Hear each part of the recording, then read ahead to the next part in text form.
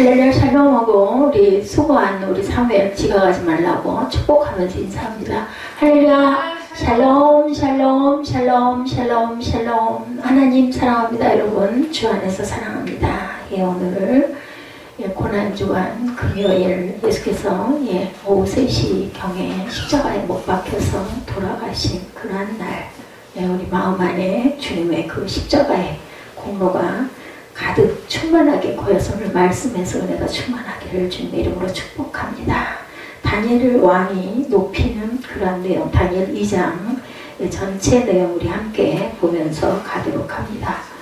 2장 2절에 보면 점을 치거나 뭐라고 얘기를 해요. 2장 2절에 뭐라고 나왔냐면은 꿈을 자기가 알려주도록 박수와 술깨 이게 나와 있습니다. 이 박수는 여러분들 아시죠? 점을 치는 남자 무당을 지칭합니다. 술객은 마술이나 요술을 행하는 자들로 주로 박수와 함께 비슷한 일을 했던 그 시대의 그런 사람, 박수와 술객입니다. 술사는 술책을 꾸미는 사람, 술객을 가리킬 때도 이렇게 얘기합니다. 그리고 하늘에 계신 하나님 2장 18절에 보면 이런 그 고백이 나와 있죠. 하늘에 계신 하나님이 은밀한 일에 대하여 불쌍히 여기사 다니엘과 친구들이 바벨론에 다른 지혜자들과 함께 죽임을 당하지 않게 하시기를 그들로 하여금 구하게 했다라고 증거되어 있습니다. 하늘에 계신 하나님은 이 호칭은 본절 외에 19절 28절에도 나오는데 다니엘이 바벨 왕의 근위대장 아리우 앞에서 하나님을 표현한 말입니다. 참고로 신약성경에는 마태복음의 표현이 많이 사용되고 있습니다. 다니엘 2장 19절 또 다니엘 2장 28절, 마태복음 5장 16절, 45절, 48절, 6장 1절, 9절, 7장 11절, 21절, 10장 32절, 33장 10장 50절, 16장 17절, 18장 10절, 14절, 19절, 23장 9절에 하늘에 계신 아버지 이렇게 나타나죠. 하나님의 이름을 찬송할 것은 20절에 보면 이 부분이 나타나죠. 다니엘이 말하되 영원부터 영원까지 하늘의 그 이름을 찬송할 것은 이렇게 나와 있습니다. 하늘의 이름을 찬송할 것이라는 뜻은 야훼의 이름을 찬송하는 것은 하나님께서 우리를 창조하신 목적이죠. 이사야 43장 21절도 이 백성은 내가 나를 위하여 지었나니 나를 찬송하게 하려 함이라. 시편 122편 4절에도 야훼의 지파들이 야훼의 이름에 감사하려고 이스라엘의 전례대로 그리로 올라가는도다. 야훼 성호는 여러분들 많이 아시죠? 야훼 이레 야훼께서 준비하시니라. 야훼 니시 야훼는 나의 깃발이시고 야훼 라파 여호와께서 치료하신다. 야훼 샬롬 여호와는 우리 평가. 그렇죠. 그리고 야훼 체바오토 만군의 여호와 여호와 로이 여호와는 나의 목자. 여호와 치드게노 야훼는 우리의 의. 여호와 산마 야훼께서 거기 계신다. 이런 뜻들을 갖고 있습니다. 그리고 마태복음 1장 21절에 예수는 죄에서 구원할 자, 마태복음 1장 23절에 임마누엘 하나님이 우리와 함께 계시다. 여러분들 잘 아는 말씀이죠. 그리고 내가 꿈과 해석 26절에 보면 이런 내용이 나와 있습니다. 성경에는 하나님이 주신 지혜로 꿈을 해석한 인물들이 많이 나오죠. 요셉과 다니엘이 그 대표적인 인물인데 오늘 다니엘 2장입니다. 하나님의 해석한 꿈을 느부갓네살의 첫 번째 꿈 그리고 느부갓네살의 두 번째 꿈이 또한 다니엘 4장에도 나타납니다. 한 큰 신상이라고 2장 31절에 왕이여 한 큰 신상을 보셨나이다. 오지도 않은 느부갓네살의 꿈을 그 왕도 내가 무슨 꿈을 꿨는지도 모르는 이 꿈을 다니엘은 해석을 합니다. 누가? 하나님께서 알려주신 거죠. 느부갓네살 꿈에 본 그 신상에 대해서 2장 31절에서 45절까지 나오죠. 순금으로 된 머리 32절에 느부갓네살이 다스리고 있는 바벨론 왕국을 상징한다. 38절에 이렇게 증거하죠. 그리고 은으로 된 가슴과 두 팔이 나옵니다. 39절에 바벨론 제국보다 열등한 나라 메데 바사 제국 그리고 노수로 된 배와 넓적다리가 32절에 거론되죠. 온 세계를 다스리게 될 제국 셋째 나라를 상징한다. 헬라 제국 같은 나라죠. 쇠붙은 종아리 33절에 얘기하죠. 쇠같이 강한 왕국이 문나라들을 정복하게 된다라는 것이죠. 40절에 그렇게 풀이를 합니다. 넷째 나라. 쇠와 진흙으로 된 발과 발가락이 33절과 41절에 나타납니다. 쇠같이 강한 왕국이 분열될 것이다. 쇠와 진흙이 못 섞이죠. 그래서 강대국과 약소국이 공존한다. 섞일 수가 없기 때문에 로마 제국 이후에 일어나는 모든 나라들을 의미한다고 합니다. 하나님이 세우실 한 나라 44절에 그리스도의 초림으로 시작된 하나님의 나라를 일컫고 있죠. 그래서 우상의 머리는 순금이었다 그러죠. 다니엘 2장 38절에 어느 곳에 있는 것을 막론하고 그것들을 왕의 손에 넘기사 다 다스리게 하셨으니 왕은 곧 그 금머리니이다. 아주 엄청난 축복입니다. 가슴과 두 팔 2장 32절은 다니엘이 얘기하죠. 39절에 왕을 뒤이어 왕보다 못한 다른 나라가 일어날 것이요 배와 넓적다리는 2장 32절에 셋째로 또 놋 같은 나라가 일어나서 온 세계를 다스릴 것이며 종아리 2장 33절이죠. 그래서 다니엘 2장 40절에 다니엘이 증거합니다. 넷째 나라는 강하기가 쇠 같으니 쇠는 모든 물건을 부서뜨리고 이기는 것이라 쇠가 모든 것을 부수는 것까지 그 나라가 문나라를 부서뜨리고 짤찍을 것이며 이렇게 얘기하죠. 35절에 타작마당에 대한 이야기가 납니다. 추수할 때 곡식을 모아놓고 곡식이 이삭을 떨어서 그 나다들 거두는 일어난 넓은 장소 우리나라에도 우선은 타작하는 마당이 있었습니다. 보아스가 롯을 만나둔 곳이죠. 기드원이 사사로 부름을 받은 후 양털 한 뭉치로 시험하던 곳이 바로 타작마당이다. 우사가 소들이 뛰므로 법궤를 만들어서 죽은 곳이 또한 타작마당이라고 사무엘하 6장 6, 7절에 증거합니다. 다윗이 범죄했을 때 제단을 쌓음으로 재앙이 그친 곳이기도 하죠. 사무엘하 24장 24, 5절에 증거하고 있죠. 솔로몬의 성전이 세워진 곳이 또한 타작마당 자리였습니다. 역대하 3장 1절에 증거합니다. 알곡과 쭉저기를 심판하시는 곳 마태복음 3장 12절에 나타납니다. 그래서 하늘의 영광인 하늘의 하나님이 나라와 권세와 능력과 영광을 왕에게 주셨다고 다니엘 2장 37절에 증거하죠. 하나님께서 이스라엘 나라뿐 아니라 세상 모든 나라를 다스리고 계시고 느부갓네살이 바벨론 왕에 오를 수 있었던 것도 하나님이 행하신 것입니다. 다니엘이 이렇게 증거합니다. 아주 기가 막힌 전도이죠. 전도.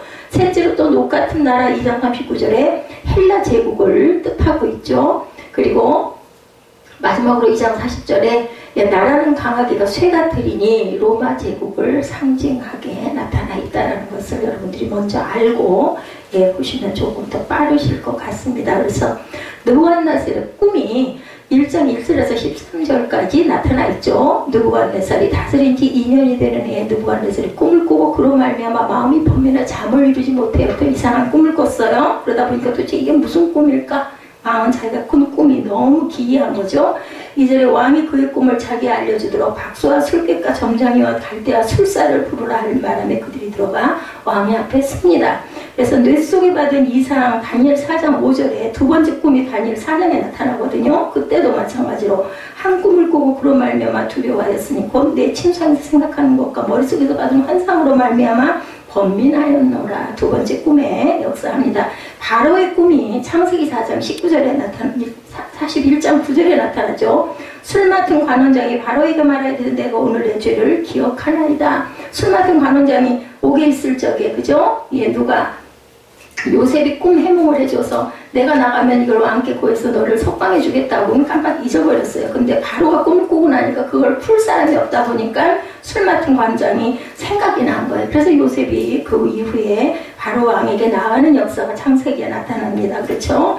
그래서 창세기 41장 14절에 이에 바로가 사람을 보내 요셉을 부르며 그들이 급히 그를 옥에서 내놓은지라 요셉이 곧 수염을 깎고 그의 옷을 갈아입고 바로에게 들어갔다. 하나님의 역사한 이 꿈을 통해서 요셉은 높임을 받죠.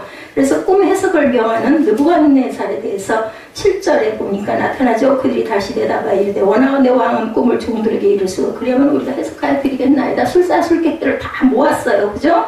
11절에 왕께서 물으신 것은 어렵다. 들어보니 도대체 무슨 말인지 모르겠다는 거죠. 육체와 함께 살지 않은 신들 외에는 왕 앞에 그것을 보실 자가 없나이다 한지라. 그래서 왕이 막 진노하죠. 12절에 왕이 이로 말미암아 진노하고 통분하여 바벨론의 모든 지혜자들을 다 죽이라고 명령을 합니다. 꼼꼼없이 죽을 위기에 놓여 있습니다.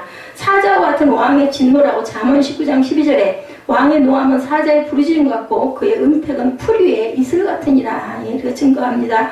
허탄한 것과 거짓된 점괘 에스겔 13장 6절에 야훼께서 말씀하셨다고 하는 자들이 허탄한 것과 거짓된 점괘를 보며 사람들이 그 말이 확실히 이루어지기를 바라게 하거니와 그들은 야훼가 보낸 자가 아니라 이런 그 거짓된 점괘를 하는 사람들이 많다는 거예요. 그랬을 때 다니엘이 지혜와 용기를 동원하는 부분이 14절에 나타났는데 이제 곧 죽게 생겼어. 다니엘도 죽여 다 죽이라는 거죠.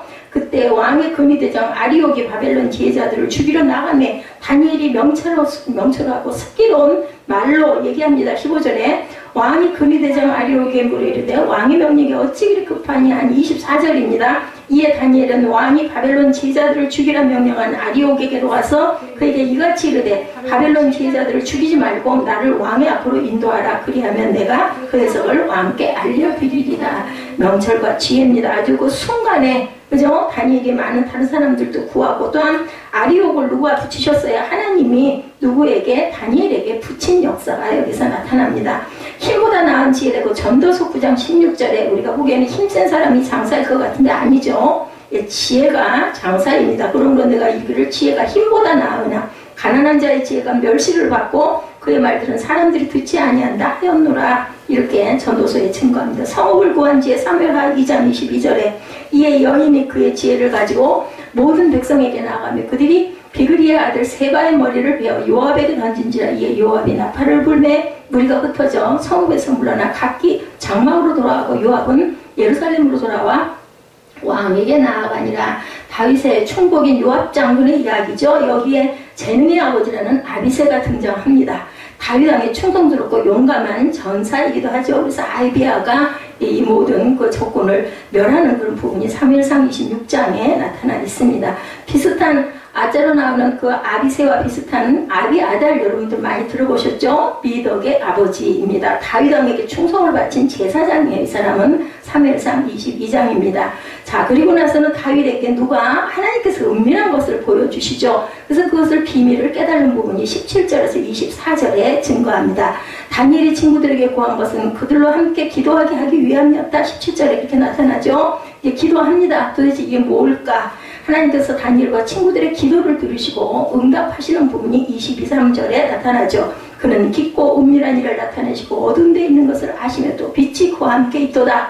나의 조상들의 하나님이여 주께서 이제 내게 지혜와 능력을 주시고 우리가 주께 구한 것을 내게 알게 하셨사오니 내가 주께 감사하고 주를 찬양하니이다. 곧 주께서 왕의 그 일을 내게 보이셨느니라 하니라 라고 23절에 다니엘이 고백하는 부분이 나타납니다. 그래서 하나님께서 비밀을 보이셨다고 아모스 5장 7절에도 정의를 쓴 쑥으로 바꾸며 공의를 땅에 던지는 자들아 이렇게 비밀을 보인 부분이 증거하죠.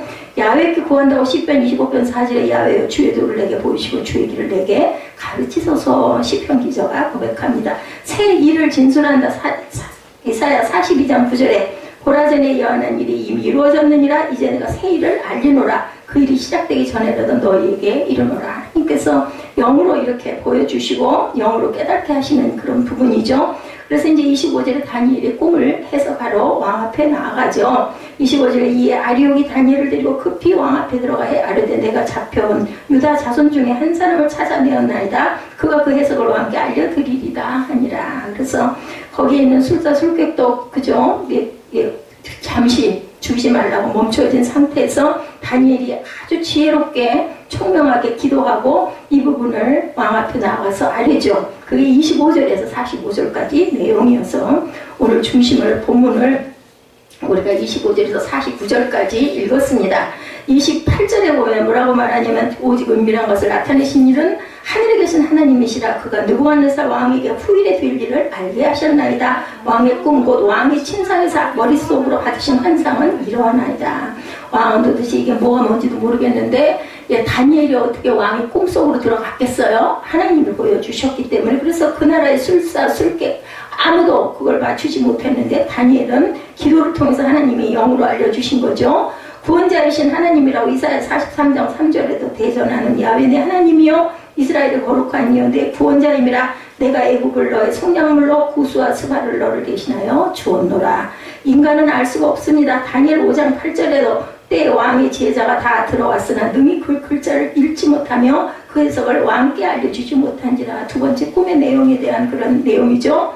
다니엘의 꿈 해석과 그리고 나서 상급을 받는 부분이 나타나죠. 다니엘은 거대한 신상을 부서뜨린 뜨인 돌에 대한 해석을 합니다. 그것은 하나님이 세우신 하나님 나라의 권세를 상징하고 있고 하나님의 나라는 세상의 나라와는 다르게 그 권세가 영원하며 그 국권이 다른 나라에게로 돌아가지 않는다고 다니엘은 증거를 합니다. 하늘의 영원한 권세 다니엘 4장 34절에도 나타나죠. 그 기한이 참에 나 느부갓네살의 하늘을 우러러 보았더니 내 총명이 다시 내게로 돌아온지라 이에 내가 지극히 높으신 이에게 감사하며 영생하시는 이를 찬양하고 경배하였나니 그 권세는 영원한 권세여 그 나라는 대대에 이르리로다. 두 번째 꿈 해석한 다니엘의 그저 증거입니다. 권능이 하나님께 속했다. 시편 62편 11절에 하나님이 한두 번 하신 말씀을 내가 들었나니 권능은 하나님께 속하였다 하셨도다. 주여 인자함은 주께 속하였으니 주께서 각 사람의 행한 대로 갚으심이니이다. 시편 62편 12절이죠. 그래서 꿈의 내용은 31절에서 45절까지 증거하는데 43절에 보니 뭐라고 말하냐면 왕께서 쇠와 진흙이 섞인 것을 보셨으니 그들이 다른 민족과 서로 섞일 것이나 그들이 피차에 합하지 아니함이 쇠와 진흙이 합하지 않은 것 같나이다. 이렇게 해석까지 해주죠. 44절에 이 여러 왕들의 시대에 하늘의 하나님의 한 백성은 한 나라를 세우시니 이것은 영원히 망하지도 아니할 것이요 그 국권이 다른 백성에게로 돌아가지도 아니할 것이요 도리어 이 모든 나라를 쳐서 멸망시키고 영원히 설 것이라. 45절 손대지 아니한 돌이 산에서 나와서 쇠와 녹과 진흙과 은과 금을 부서뜨린 것을 왕께서 보신 것은 크신 하나님의 장래일을 왕께 알게 하신 것이라. 이 꿈은 참되고 이 해석은 확신하나이다. 이렇게 증거합니다. 열방이 주 앞에 경배하죠. 시편 22편 27절에 땅의 모든 끝이 야훼를 기억하고 돌아오며 모든 나라의 모든 족속이 주 앞에 예배하리니 이렇게 증거되어 있습니다. 시편에 나라는 누구의 것이에요? 28절에 보니까 시편 22편 28절에 나라는 야훼 것이요 야훼는 모든 나라의 주제이십니다 라고 고백하죠. 건축자의 버린 돌 시편 118편 22절에 건축자가 버린 돌이 진모퉁이의 머릿돌이 되었느니 누굽니까? 예수 그리스도를 상징합니다. 그래서 왕이 다니엘을 높여주죠. 그 내용이 아주 기가 막히게 46절에서 49절까지 나타납니다. 우리 46절에서 49절까지 기쁜 내용입니다. 읽도록 합니다. 이에 느부갓네살 왕이 엎드려 다니엘에게 절하고 명하여 예물과 향품을 그에게 주게 하니라. 왕이 대답하여 다니엘에게 이르되 너희 하나님은 참으로 모든 신들의 신이시오 모든 왕의 주시시로다. 내가 능히 이 은밀한 것을 나타내었으니 내 하나님이 또 은밀한 것을 나타내시는도다. 왕이 이에 다니엘을 높여 귀한 선물을 많이 주며 그를 세워 바벨론 온 지방을 다스리게 하며 또 바벨론 모든 지혜자의 어른을 삼았으며 왕이 또 다니엘의 요구대로 사드락과 메삭과 아벳느고를 세워 바벨론 지방의 일을 다스리게 하였고 다니엘은 왕국에 있었더라. 같이 갔던 그저 절하지 않은 그런 친구들까지도 구원해서 아주 귀하게 사용하게 하고 다니엘은 왕궁에 있는 그런 아주 승리하는 그런 내용의 아주 귀한 말씀이 다니엘 2장의 말씀입니다. 쭉 우리가 살펴봤습니다. 다니엘은 바벨론의 모든 지혜자의 우두머리가 되고 왕이 다니엘에게 절을 하죠. 46절에 보면 절하는 내용이 나타나 있는 다니엘이 가장 지혜로운 자로 인정받았음을 의미합니다. 신들의 신이신 하나님이라고 다니엘 10장 36절에 증거하죠. 왕은 자기 마음대로 행하며 스스로 높여 모든 신보다 크다 하며 비상한 말로 신들의 신을 대적하며 형통하기를 분노하심이 그칠 때까지 하리니 이는 그 작정된 일을 반드시 이룰 것입니다. 큰 영화를 얻은 의인이라고 잠언 28장 12절에 의인이 특이하면 큰 영화가 있고 악인이 일어나면 누가 숨어요? 사람이 숨느니라 이렇게 증거합니다. 그래서 다니엘은 하나님을 경외함으로 지혜를 받아 비밀한 뜻을 밝힘으로 높은 권세를 누리는 축복을 받습니다. 성도들도 하나님의 경외함으로 하나님께 복을 받아 세상에서 높임을 받고 하나님의 영광을 증거하는 삶을 살아야 되겠죠. 그래서 우리가 아까 46절에서 49절까지 아주 기가 막힌 승리의 내용 다니엘을 높이 들어서 모아는 하나님께서 높여주시는 내용, 그것은 어떤 지식도 어떤 권력도 어떤 돈도 어떤 부도 아니었습니다. 누구를 섬김으로? 하나님을 섬김으로 하나님께 17절에 기도함으로 친구들과 함께 모여서 기도하죠. 그렇게 함으로써 하나님께서 은밀한 비밀을 보여서 다니엘이 그 왕 앞에 나아가가지고 이런 귀한 영광을 얻는 내용, 우리 삶도 이래야 되겠죠. 하루아침에 갑자기 출세하게 되는 것을 뭐라고 얘기해요? 벼락 출세 이렇게 얘기합니다. 벼락을 맞아서 그렇게 됐다는 게 아니죠. 벼락처럼 빠르게 그죠? 이루어졌다라는 뜻에서 쓰인 말이 바로 벼락 출세입니다. 하지만 어쨌든 이 어감이 별로 좋지는 않게 들립니다. 벼락 출세라는 건 북한에서는 이를 벼락 출세 대신에 갑작 출세라고 이야기를 한다고 합니다. 오늘 본문은 다니엘이 바로 이 벼락 출세를 한 내용으로 나타나 있는데, 그죠? 비록 바벨론에서 특별 교육을 받기는 했지만 뭐하는 사람이 포로들이에요. 포로, 그죠? 한각 외국인 포로에 불과한 다니엘이 당대 천하를 호령하고 있던 누구와 느부갓네살 왕이 다니엘에게 절하는 아주 통쾌한 내용이 나타나 있죠. 46절에서.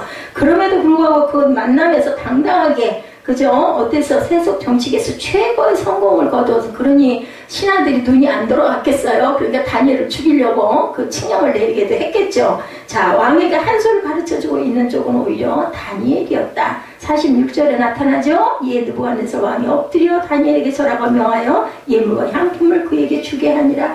기가 막힌 일이에요. 그죠? 그리고 결국 가서는 그 느부갓네살 왕이 다니엘을 높여 바벨론 온도를 다스리게 합니다. 또 바벨론 모든 박사의 어른을 삼게 합니다. 박사들 아무도 못 맞출 사람 다니엘이 아니었으면 다 죽임당했을 거예요. 그런데 살아났으니 그래서 엄청 고마워야 할 텐데 이 사람 속에 있는 악이 그때는 그랬지만 나중에는 그 포로된 주제에 저렇게 높임을 받으니까 배가 아팠던 거죠. 그래서 다니엘은 일약 바벨론 정계의 고위직으로 이렇게 기막힌 출세를 합니다. 이런 다니엘 같은 특별한 사람에게만 가능하고 다른 사람에게는 결코 일어날 수 없는 일이라고 우리가 짐작할 필요는 절대로 없습니다. 오늘 새벽 예배에서도 제가 은혜를 받았지만 마지막 한 명 그죠? 그 교회 그래가지고 되겠어 했지만 한 명이 끝까지 살아있으면 그러니까 주의 종만 올바르고 바르게 서 있어도 언젠가는 하나님께서 그 종을 바라보시죠. 저와 여러분을 보고 계십니다. 그렇기 때문에 세상의 모든 어떤 모습을 보지 말아야 된다. 꽃이 피고 그죠? 이렇게 새싹이 나는 이런 그 만개하는 봄철이 지금 이제 벌써 3월달인데 엄청 더웠죠 어저께. 그래서 한 4, 5월달쯤 된 것 같은 근데 또 아주 꽃도 벌써 목련이 막 피고 개나리도 활짝 피었더라고요. 벌써 이 남부지방에는 벚꽃이 아주 한창이라고도 합니다. 하동구 쪽은. 이런 것들은 알면서 하나님의 그 선지하심이 눈에 보이지 않는다고 아니라고 얘기를 해서는 안 되겠죠. 다니엘을 봐도 아주 단적으로 우리가 보입니다. 왜냐하면 다니엘뿐 아니라 오늘날의 모든 성도들은 이 세상 앞에서 무슨 제사장? 왕같은 제사장이라고 하나님께서 그죠? 권리를 주셨지 않습니까? 너희는 왕같은 제사장이라고 얘기하십니다. 저와 여러분은 과연 어떤 성도가 이 세상에 높고 부한 자들 앞에서 조금도 기죽지 않고 오히려 그처럼 당당하게 왕노릇 다니엘처럼 할 수 있는가? 누구와 합하면? 하나님과 함께하면 하나님께서 다 알려주시고 다 헤쳐가게 해주시죠. 그래서 우리는 뭐를 해야 돼요? 하나님께 간구할 줄 알아야 된다. 하나님께 다 그죠? 태아가 엄마의 태줄을 물고 있어요. 영양분을 공급받듯이 하나님의 줄을 탁 붙잡고 있는 것이 열쇠입니다. 성공의 열쇠입니다. 오직 하나님의 주권에 따라 세상 역사가 이루어지고 있음을 깨닫는 성도가 바로 세상에서 뭐하는 자? 왕노릇하는 자다. 다니엘은 그 꿈을 해몽해 주기 전에 기초적 역사관부터 먼저 느부갓네살 왕에게 주입시켜주고 있는 부분이 본문 25절부터 30절까지의 말씀에 25절이죠. 이에 아리옥이 다니엘을 데리고 급히 왕의 앞에 들어가 고하되 내가 사로잡혀온 유다 자손 중에서 한 사람을 얻었나이다. 아리옥이 다 본 거예요. 다니엘을. 그가 그 해석을 근데 처음에 그 채소만 먹겠다고 할 때부터 그래서 아리옥이 특별하게 바라봤겠죠. 열흘 동안 그 왕이 내리는 음식 하나도 안 먹고 우리는 물과 채소만 먹겠습니다 했는데 얼굴빛이 어땠다고 그랬어요? 더 빛났다고 하죠. 그때부터 좀 특별하다고 봤을 것 같습니다. 그러니까 우리는 뭐냐면 처음에 어떤 그 자세부터가 하나님의 자녀의 자세를 가져야 되는 거죠. 그가 해석을 왕께 아시게 하리이다. 26절에 왕이 대답하여 벨드사살이라 이름한 다니엘에게 이르되 내가 얻은 꿈과 그 해석을 내가 능히 내게 알게 하겠느냐. 벨드사살은 그쪽 바벨론 그 나라의 말로 벨이라는 우상을 섬겨서 그 도와준다는 뜻을 갖고 있다라고 그래서 벨드사살인데 다니엘은 절대로 그걸 쓰지 않았다고 그러죠. 그 나라 사람들만 이 다니엘을 벨드사살이라고 불렀습니다. 27절에 다니엘이 왕 앞에 대답하여 이르되 왕의 물으신 바 은밀한 것은 박사나 술객이라 박수나 점쟁이가 능히 왕께 보일 수 없으되 28절에 오직 은밀한 것을 나타내실 자는 하늘에 계신 하나님이시라. 그가 느부갓네살 왕에게 후일에 될 일을 알게 하셨나이다. 왕의 꿈 곧 왕이 침상에서 뇌 속으로 받은 이상은 이러하니이다. 머릿속으로 받은 환상을 이렇게 상징하죠. 29절에 왕이 침상에 나아가 장래일을 생각하실 때 은밀한 것을 나타내시니가 장래일을 왕에게 알게 하셨사오며 내게 이 은밀한 것을 나타내시면 내 지혜가 다른 인생보다 나은 것이 아니라 오직 그 해석을 왕에게 알려서 왕의 마음으로 생각했던 것을 왕으로 알게 하려 하심이니이다 하고 이렇게 기록합니다. 뭐예요? 겸손하죠. 이건 내가 잘나서가 아닙니다. 하나님이 알게 하셨습니다 라고 얘기를 함으로 인해서 하나님을 높이는, 하나님의 영광을 돌리는 그런 모습입니다. 아리옥의 인도를 받아 자기 앞에 서게 된 다니엘을 향하여 느부갓네살은 내가 얻은 꿈과 그 해석을 내가 능히 내게 알게 하겠느냐라고 바꿔 말하면 너는 내게 그것들을 가르쳐 줄 수 있는 만큼 지혜롭냐? 이렇게 물어본 거죠. 이미 자기 수하에 다른 소위 지롭다는 모든 사람들, 모든 박수와 술객들이 전부 다 도저히 이거는 풀 수가 없습니다 했던 그것을 네가 그들보다 똑똑하냐? 이렇게 물어본 거예요. 그런 질문에 다니엘은 왕의 물으신 은밀한 것은 세상에 박사나 술객이나 점쟁이가 보일 수가 없다. 나도 뭐 지혜로워서가 아니다. 오직 하늘에 계신 하나님만이 능히 왕께 보일 수 있었다라고 이렇게 얘기함으로 인해서 지금 오늘날 우리가 얘기를 하자면 하나님을 증거하는 간증을 하는 내용이 나타나 있죠. 세상의 역사에 대한 명쾌한 판단과 깊은 예지는 온갖 지적 전문가들이 모인 고문이나 참모나 보좌관들을 중지로 깨달을 수 있는 것이 아니라 오직 하나님께서 보여주시는 대로만 알 수 있다. 예, 바벨론의 제왕에게 은근히 뭐라 그래 압박을 가하는 거죠. 하나님 상천의 하나님이 최고다. 다니엘은 또한 둘째로 느부갓네살 왕이 자기 참모들의 지혜를 빌어보려고 노력했을 뿐만 아니라 자기 자신 스스로도 머리를 짜내며 잠을 못 자며 고민을 많이 했던 것을 지적합니다. 29절에 왕이 침상에 나아가 장래일을 생각하실 때 은밀한 것을 나타내신 하나님이 장래일을 왕에게 알게 해주셨다고 말한 것이 바로 그 뜻이에요. 근데 그걸 풀지를 못하니 도대체 이게 무슨 뜻인가 알 수가 없는 거죠. 우리가 본문 읽어봤지만 그거 어떻게 알겠어요? 뭐 우상의 머리는 순금이고 가슴과 두 팔은 뭐래요? 은이라고 그러죠? 배와 넓적 달리는 노시라고 이렇게 그걸 어떻게 풀겠어요? 그러니까 다 잠을 못 잔 거죠. 분명히 느부갓네살은 대제국의 왕으로 그 다스리는 나라의 장래일에 대해서 여러 가지로 그죠 생각을 하죠. 그리고 그는 침상에 나아가면서도 잠자리에 들어서 온갖 나란 일에 대해서 복잡한 상념 때문에 잠을 제대로 이루지를 못했는데 예, 역사의 미래는 그처럼 한 통치자의 머릿속에 판단대로 결정되는 것은 결코 아니다. 그러고는 그런 꿈을 꾼 거예요. 느부갓네살이 그처럼 장래일을 생각할 때에도 바로 그의 뇌 속을 주장하시는 분은 누구다? 하나님이시고 바로 그 하나님께서 그의 머릿속에 어떤 이상을 넣어주셨다. 이것도 예 그냥 우연히 일어난 일은 아니겠죠. 다니엘을 쓰시려고 그렇게 하셨을 겁니다. 셋째로 다니엘은 지금 해몽을 해주려 하고 서 있는 자신 또한 자기 스스로의 지혜로 역사의 미래를 느부갓네살에게 보여주시는 것은 결코 나도 아닙니다 라고 고백을 하죠. 내 지혜가 다른 인생보다 나아서가 아니라 하나님께서 내게 의무한 것을 나타내므로 가능하게 된 것이다 라고 분명히 밝히죠. 사실 따지고 보면 자기 자신을 과시할 수 있는 절호의 기회였음에도 불구하고 다니엘은 오직 하나님께 모든 영광을 돌립니다. 자기를 낮추고 겸손하죠. 그런데 결과는 어떻게 됐어요? 더 높임을 받습니다. 예, 바로 이것이 느부갓네살이라는 이 엄청난 권력자 앞에 서게 된 다니엘의 첫 마디이기도 했다. 당신의 나라와 이 세상 역사는 결코 당신이 신뢰하는 모사들의 머리로 판단하는 것도 아니고 그리고 산전수전 겪고 대제국 왕이 된 당신 자신의 숙고와 고민에 따라 깨달아지는 것도 아니고 그리고 나같이 무슨 특별한 지혜를 받은 천재적으로 보이는 이런 나도 내 뜻대로 내가 아는 것도 아니다. 내 머릿속을 주장하시는 분도 역시 누구시다? 하나님이시다라고 이렇게 얘기를 하죠. 담대하게. 예, 정말 세상을 향해서 오히려 왕을 타고 있는 성도의 모범이 이런 모습이 되어야 되겠다. 불신자들은 이 세상 역사가 마치 사람의 머리 위에서 결정되어지는 것처럼 아주 지식이 많고 경험이 많은 사람들이 예, 그 사람들에 의해서 굴러가는 것 같이 생각을 하죠. 예, 유인론으로부터 현대인에 이르기까지 뇌의 용적이 증가해가는 추세가 바로 인류의 발달과 정비례한 결정적인 영향이라고들 생각을 합니다.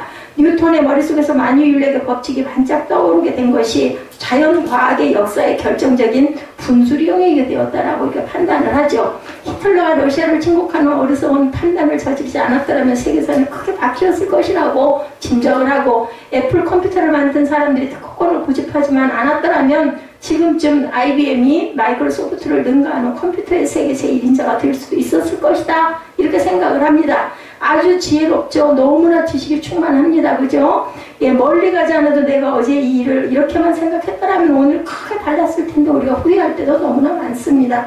그렇지만 그들이 정말 모르는 것은 그런 아이디어를 내는 천재의 머리, 그런 결정자를 내는 권력자의 머리, 그런 판단을 내리는 기업가의 머리, 그 뇌의 가장 기수강국까지 직접 주장하고 계신 것은 살아계신 하나님이라는 것을 우리가 그 근본을 알아야 된다라는 거죠. 침상에서 잠 못 이루며 반쯤 깨어서 반쯤 잠들어 있는 사람들 속에 이상까지 주장하시는 분이 바로 하나님이라고 다니엘은 얘기를 하고, 그래서 우리 에스라서를 공부하고 있지만 에스라도 인정을 받기까지 왜 그렇게 인정을 받았어요? 특별하고 다르게 구별된 모습을 보면서 하나님을 믿는 그 에스라를 높인 것이 바로 그 에스라의 그 역사를 우리가 봅니다. 그래서 그 자기 예루살렘을 돌아가가지고도 성경을 가르치게 될 수 있는 권력과 모든 것들을 내어주는 그러한 그 내용을 우리가 지금도 보고 있습니다. 바로 이런 하나님의 절대 주권의 역사를 보고 깨달을 줄 아는 성도만이 승리할 수 있다. 영국의 수상 처칠에게 어느 한 신문기자가 훌륭한 정치가가 되기 위해서 꼭 필요한 자질이 뭔지, 앞으로 정치가가 되고 싶어하는 지망생들을 위해서 한마디 해달라, 이렇게 인터뷰를 했다고 합니다. 처칠은 그 유명한 심술구정 표정을 짓고 여성연을 피우면서 대답하기를, 그것은 10년 후에 무슨 일이 어떻게 일어날지를 정확히 내다보고 자신있게 사람들에게 예언해 줄 수 있는 능력이다, 이렇게 큰 소리를 쳤다고 합니다. 그리고 그 자리에 있는 모든 기자들이 자기 말을 빠짐없이 받아 적은 것을 확인한 후에 덧붙여서 말합니다. 그리고 그 10년 후에 자기의 예언이 틀리게 되었을 때 그 이유를 지극히 합리적으로 설명해 줄 수 있는 능력을 가지는 것이다, 이렇게 딱 대답을 했다고 합니다. 처칠은 유머를 섞어서 한 말이지만 한편으로는 모든 정치가들이 가지고 싶어하는 자질, 그러면서도 현실적으로 그 어느 정치가도 완전히 소유하거나 발휘할 수 없는 한계점을 드러내주는 예화였다. 그 예언이 틀렸을 때 그 이유를 합리적으로 설명해 줄 수 있는 능력을 가지는 자다, 이렇게 얘기를 했다는 거예요. 10년이 아니라 5년 후의 일만 완벽하게 내다볼 수 있어도 우린 내일 일도 알 수 없어요. 그렇죠? 있어도 이 세상 정치계에서는 역사에 남을 인물이 되고도 아마 남음이 있었을 것입니다. 그러나 현실 세계에서 그런 왕이나 대통령을 만나기는 정말 불가능한 일이죠. 그래서 국민들은 자신의 판단으로 제일 훌륭한 대통령이 될 것이라고 믿어 의심치 않은 그런 나라의 대표를 투표해놓고 결국은 뭐해요? 소망을 가지죠. 이 대통령이 정권을 잡으면 이제 조금 살기가 좀 편해질까? 그럼 나중에는 어떻게 돼요? 실망하고 불안해하고 도대체 이 나라가 어떻게 되려고 이렇게 하는 거, 왜 앞날을 아무도 알지 못하기 때문에 5년 후가 아니라 당장 코앞의 일도 알 수가 없는 게 저와 여러분이다. 정말 든든한 통치자, 영존하시는 절대 주권자를 모시고 사는 성도들은 다르다. 다른 인생을 우리는 살아야 된다. 내 인생은 하나님께서 다스려주고 계신다. 우리 조국은 저 하늘의 왕께서 친히 인도해 주신다라는 그 믿는 기독교 정신을 갖는 건강한 그러한 저와 여러분들이 되셔야 되는데, 이 세상 만사가 사람의 아이디어와 판단과 결정에 의해서 이루어지고 있는 것처럼 보이지만 실상은 하나님의 뜻대로 흘러가고 있다는 것을 사계절을 바뀌는 걸 보면서 늘 저는 그 생각을 합니다. 특히나 보면은 정말 계절이 절기가 바뀌면 다 온도가 달라지죠. 느낌이 달라지죠. 이런 것은 알면서도 하나님의 역사가 있다는 것은 잘 사람들은 보려고 하지 않습니다. 역사가 혼란스럽고 인생의 크고 작은 시험이 닥쳐와도 이 모든 것이 높고 위대하신 통치자 하나님의 주권에 대한 완전 무결하고 그 모든 것들이 하나님의 뜻대로 증거되고 있다는 것을 우리가 알아야 된다. 교만한 마음을 버려야 되겠죠. 세상에서 왕 노릇하려면 하나님을 높일 때 누구처럼? 다니엘처럼 그리스도의 왕국이 그 어떤 세상 나라보다도 강력하고 영화로움을 믿는 성도가 또한 세상을 향하여 왕 노릇을 할 수 있다는 것을 우리에게 교훈으로 보여줍니다. 본문 31절에서 35절의 말씀은 다니엘이 우선 느부갓네살 왕이 꾸고 잊고 잊어버렸던 꿈의 내용을 상기시켜주는 장면들이 나오죠. 기록하기를 31절에서 보면, 왕이여 왕이 한 큰 신상을 보셨나이다. 그 신상의 왕이 앞에 서 있는 크고 광채가 특심하며 그 모양이 심히 두려우니 그 우상의 머리는 정금이요 가슴과 팔들은 은이요 배와 넓적다리는 노시요 그 종아리는 철이요 그 발에 얼마는 철이요 얼마는 진흙이었나이다. 또 왕이 보셨은즉 사람이 손으로 하지 아니하고 뜨인 돌이 신상의 철과 진흙의 발을 쳐서 부서뜨리매 때에 철과 진흙과 녹과 은과 금이 다 부서져 여름 타작마당이 겨같이 되어 바람이 불려 간 곳이 없었고 우상들을 친 돌은 태산을 이루어 온 세계에 가득하였나이다. 이렇게 합니다. 그래서 타작마당이 뭐라고요? 그저 탈곡하는 그런 곳이에요. 그런 거기에 날아가는 겨처럼 만들어버렸다. 이런 그 튼튼한 쇠와 녹과 이런 모든 것들이 다 그렇게 날아갔다. 그것은 한 큰 신상의 꿈이다. 이렇게 얘기합니다. 우리나라 번역에 신상 혹은 우상이라고 되어 있는데 원문의 뜻은요, 어떤 우상, 니오를 가리키는 말이 아니고 그냥 조각한 상을 뜻하고 있다고 합니다.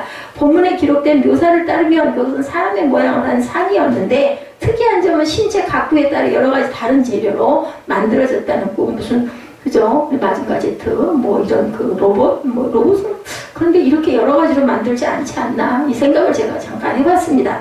나중에 다니엘의 해몽에서 나타나듯이 이게 각 다른 재료의 부위는 역사상 등장하는 아까 제가 잠깐 풀어서 말씀드린 것처럼 강대국들을 상징한다. 그것들이 사람의 모양을 한 상을 이루고 있는 것은 이런 세상 강대국들이 순전히 인본주의 사고방식에 위해 세워진 것임을 나타내는데 31절에 또한 그것이 크고 광채가 특심하며 그 모양이 심히 두려웠다는 것은 바로 사람들이 이 땅의 강대국들을 대할 때까지는 심정을 그대로 두렵고 떨림이죠. 그런 것들은 보고 무서워하고 두려워하고 염려하면서 하늘에 계시는 그것을 다스리시는 하나님은 우리가 알지 못한다. 어리석음이죠. 세상 사람들은 사람의 머리가 역사를 주장하는 것이라고 생각하고 또한 이처럼 영화롭고도 두려운 강대국들이 역사를 이끌어 나가는 거라고 착각하기가 쉽다는 거죠. 이 36절에서 45절까지의 말씀에서 다니엘은 그 신상의 꿈에 대한 해석을 통하여 그런 사고방식이 얼마나 잘못된 것인지를 정확하게 지적을 합니다. 우선 36절에서 38절에 보면 다니엘은 그 금머리의 나라는 바로 느부갓네살의 바벨론 제국이다 이렇게 얘기를 하죠. 나라와 권세와 능력과 영광을 하나님께서 바로 바벨론 제국의 임금 느부갓네살에게 주셨다. 계속해서 39절에 그 바벨론 제국을 이어서 왕만 못한 다른 나라들 즉 은과 노세에 해당하는 나라들이 일어날 것이다. 주변에서 이렇게 얘기를 하죠. 금머리는 누구? 예, 바벨론 제국. 그리고 예, 그 아래에 자잘한 예, 왕만 못한 나라들은 은과 노세에 해당하는 나라들 예, 이런 것으로 예, 아주 그 귀한 것은 금으로 표현하죠.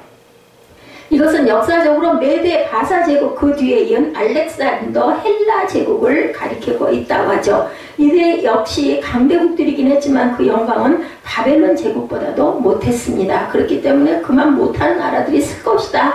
끝으로 40절에서 43절에 기록된 철의 나라는 바로 로마 제국을 가리킨다. 그 전의 제국들은 물론 힘도 있었지만 그 문화적 영광을 자랑했던 데에 비해서 로마 제국은 오직 힘만을 자랑하는 나라였다. 오랫동안 유지하죠. 로마가 그래도 그죠. 그리고 철이 모든 물건을 부서뜨리고 이기는 것처럼 그 나라가 문나라를 부서뜨리고 예, 빠지만 그 로마 제국은 결코 기본이 튼튼하지 못한 사회로 결국 무너지죠. 왜냐하면 그 발은 철과 진흙이 섞인 상태 왜 화합되지 못한 그런 모습이었기 때문에 이 도무지 섞일 수 없는 두 재료가 섞여 있는 것처럼 로마 제국은 근본적으로 화합될 수 없는 여러 인종들이 정복자와 피정복인의 관계로 예, 이어져 간다. 그래서 주인과 노예라는 관계 속에 억지로 섞여서 이루어져 있는 겉으로는 비할 데 없이 강한 것 같지만 내부적으로는 아주 부서지기 쉬운 취약한 나라였다라고 상징하죠. 바로 그 로마 제국 시대에 사람이 손으로 하지 아니하고 뜨인 돌이 그 신상의 철과 진흙으로 만들어진 발을 쳐서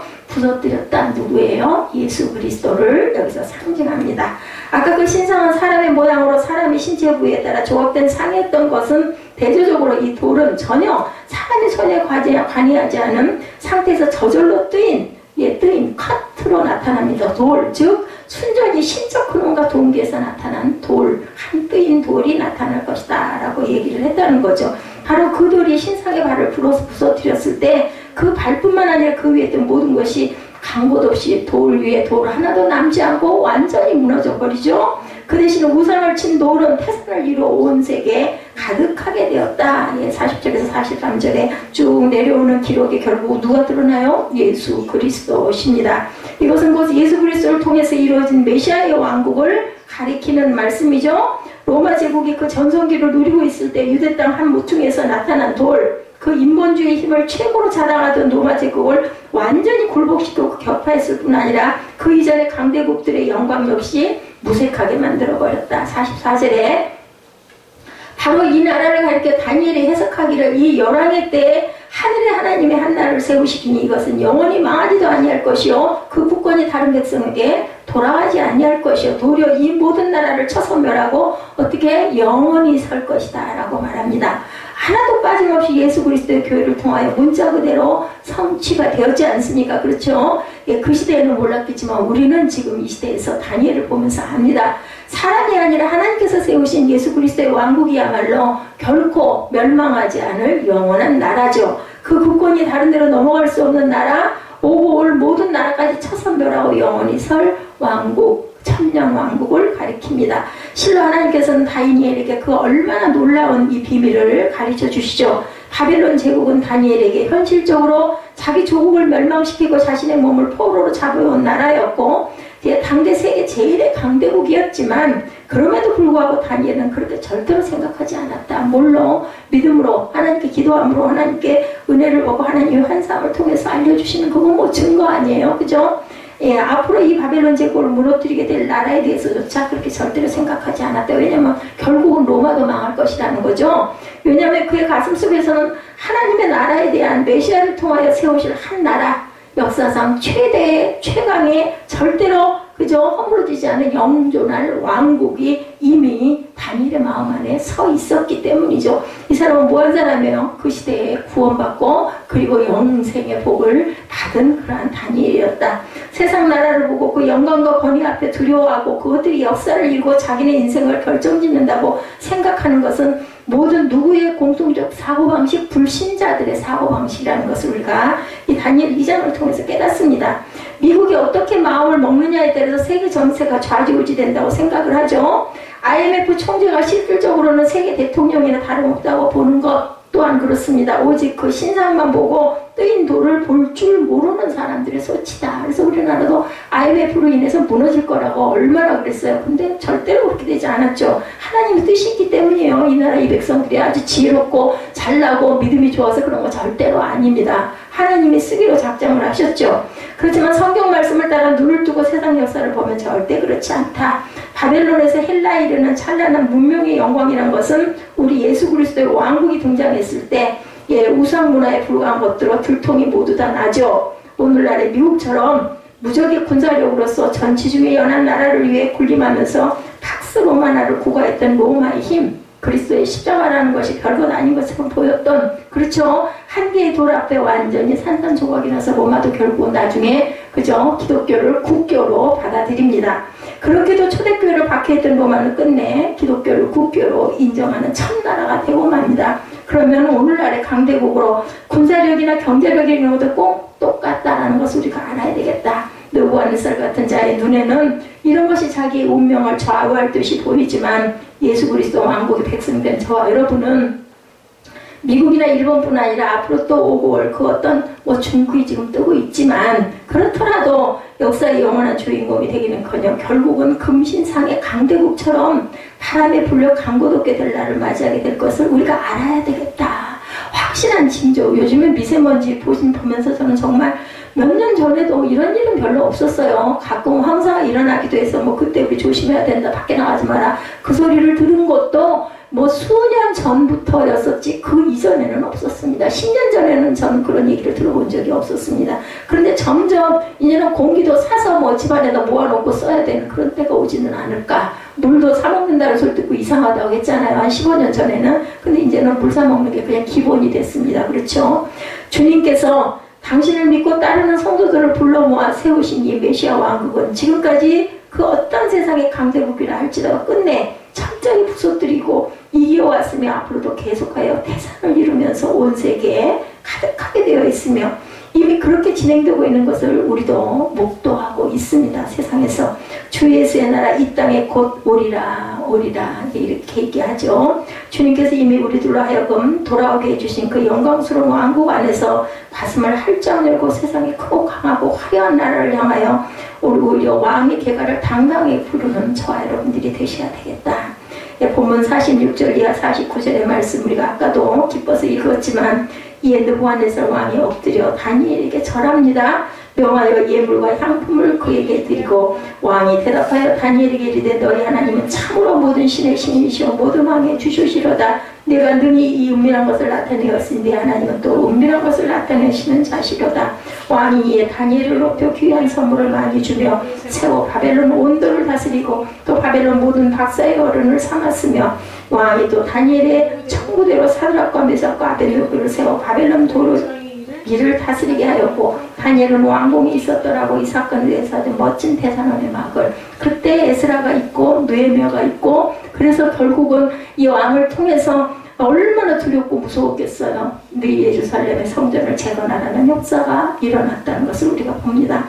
포로 소년에 불과했던 다니엘이 이rak 바벨론 제국의 최고 관리로 승격이 되죠. 출세도 벼락 출세도 이런 초고속 출세는 없습니다. 다니엘은 순전히 자기 진짜 왕을 잘 모신 이유 하나만으로 세상에서 그처럼 높임을 받습니다.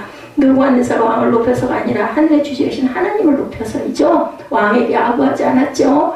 그들은 뭐예요? 전부 포로였지만 정말 죽여라 하면 그냥 죽을 수밖에 없는 목숨이었지만 다니엘은 죽음 뒤에 하나님의 나라를 봤기 때문에 절대 두려워하지 않았다. 어린 아기가 엄마가 세상 최고로 여기는 것 같은 마음을 가진 거예요. 느부갓네살 왕을 높여서가 아니라 하늘의 주제이신 하나님을 높이고 바벨론 제국을 존중해서가 아니라 메시아 왕국을 증거함으로 그렇게 된 역사.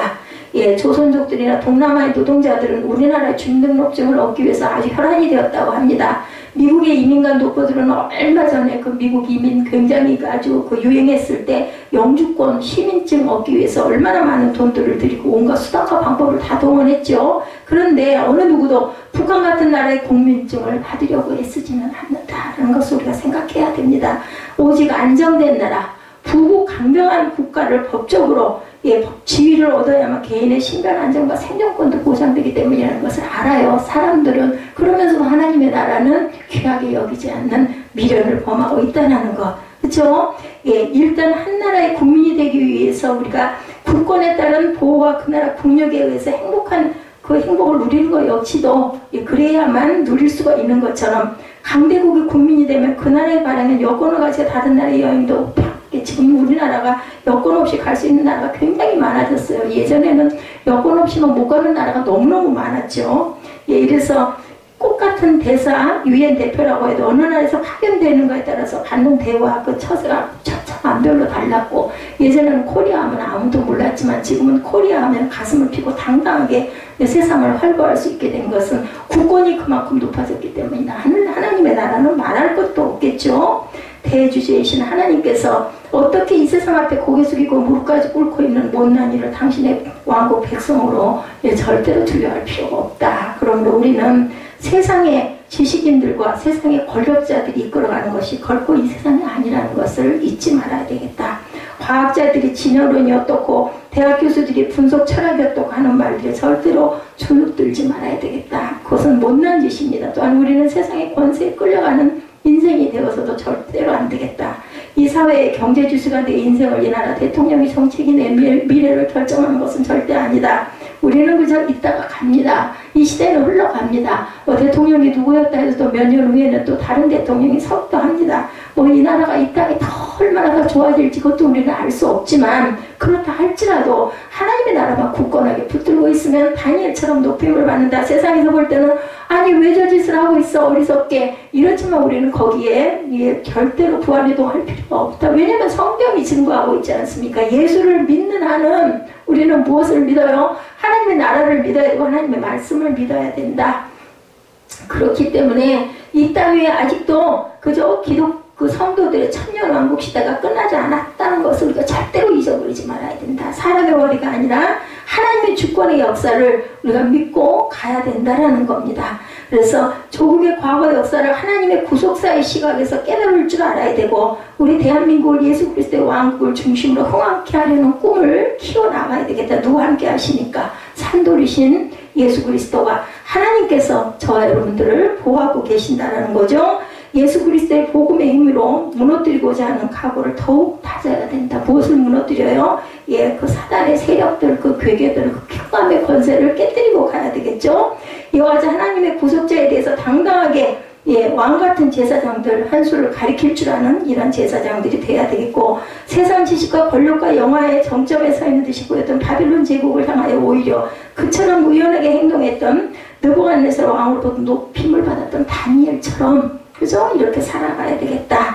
자, 우리가 세계를 향하여 꼭 왕노릇하는 성도들이 돼야 되겠죠? 우리 부흥 아까 그 찬양 오소서 진리의 성령님 찬양하시고 축도로 예배를 마치시는 거룩한 성 금요일 되시기를 주님의 이름으로 축복합니다.